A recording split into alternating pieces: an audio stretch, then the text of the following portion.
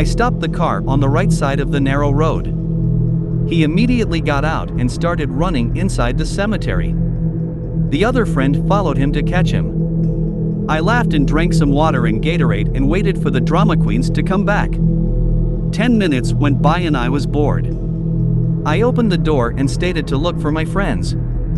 It was dark, eerie. A few sounds of insects in between as it was spring.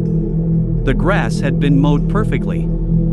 I thought nothing of this, but definitely felt scared for no reason. But being high, my courage was sky high. I wandered through the cemetery. It was a huge open cemetery. I searched for my friends. After about 7 to 8 minutes of search, I found them. The first friend was too high and he was knocking on a grave and whispering knock knock. They had no inkling I was there. So I hid behind a grave and I carefully said with a southern accent loud enough in a woman's voice, "Who is there?" That scared the daylights off them and they screamed and ran back to the car without realizing it was me. I saw that the grave had the name Mary and Elizabeth Rockingham. I looked up at the sky inside and started walking back. I reached the car and saw two of them drinking water in the back seat.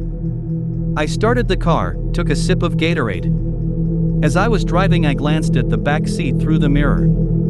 I saw a lady sitting in between two of my friends. I stopped. I was scared. I checked once again and there was noone except the friends.